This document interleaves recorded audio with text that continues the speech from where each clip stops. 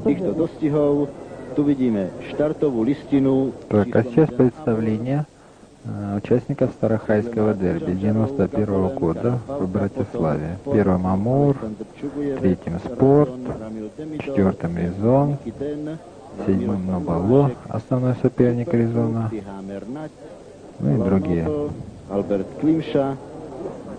К сожалению, качество записи попавшее к нам было весьма плохим, но можно представить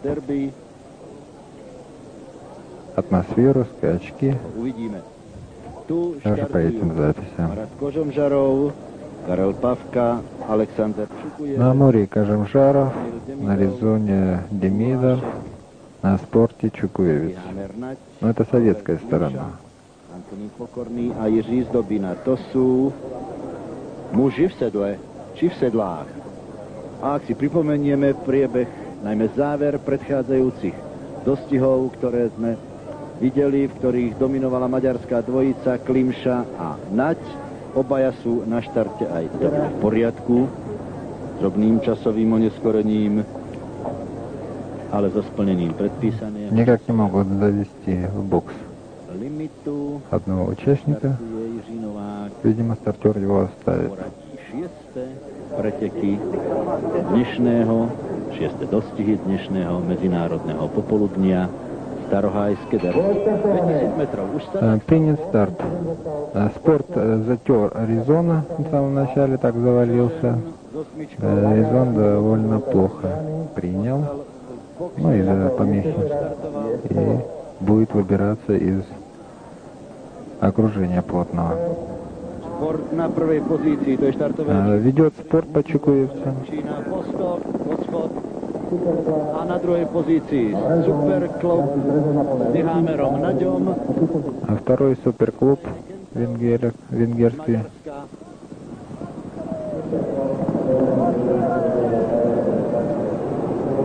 A stále sa drží na prvej pozícii Sport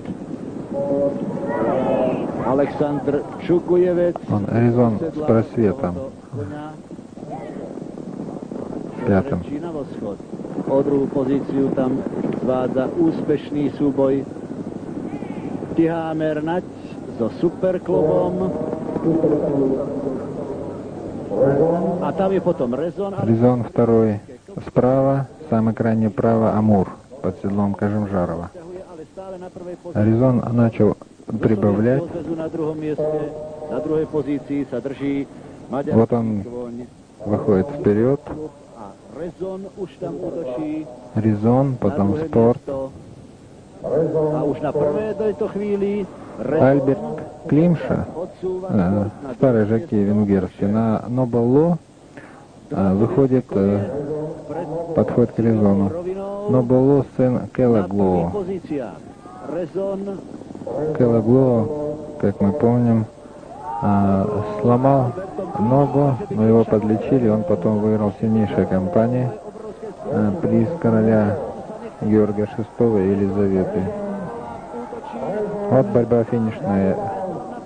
Резон и Нобало. А Амур был далеко сзади, 7,5 корпусов где-то. Сейчас будет повтор. Zástupcovia vybojovali prvé a tretie miesto, medzi nich sa vklínil maďarský kvoň Noblov zo stajne Kentaurs Farm, rodák z Veľkej Británie, ktorý útočil opäť v záverečných desiatkách metrov na prvé miesto. Albert Klimša robil všetko, čo bolo v jeho silách, aby rovnaké sily dostal zo svojho koníka, trojročného vynikajúceho vytrvalca, ktorého trénuje Poliak Kvikus. A podľa názoru poľského trénera je to vraj najlepší kvoň svojej vekovej kategórie v Európe. No, v tejto chvíli dá sa povedať, že predpoveď splnil, a len tak, že nie do posledného písmena, zabránil mu v tom tiež trojročný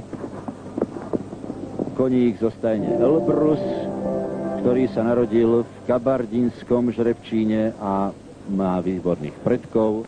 Je Резон слева, Марат Kažimžarov na Amuri sправа. Poľské derby, a to sú pochopiteľne genetické predpoklady. Doštartoval teda po 5. raz a hodno приpomenуть при Резонове. Амур и Нобуло потом будут участвовать в австрийском дерби, который, к сожалению, не был записан на Резон. Амур придет 3-м, Нобуло 4-м. A po 5. raz vyhral. To je bilancia vynikajúca, ktorou sa môže pochváliť trojročný Rezon zo stajne Elbrus v Sovietskom zväze, ktorého sedlal Ramil Demidov, ktorý na druhé miesto odsunul Noblov z maďarskej stajne Kentaurs Farm a na miesto tretie sa prebojoval napokon Amur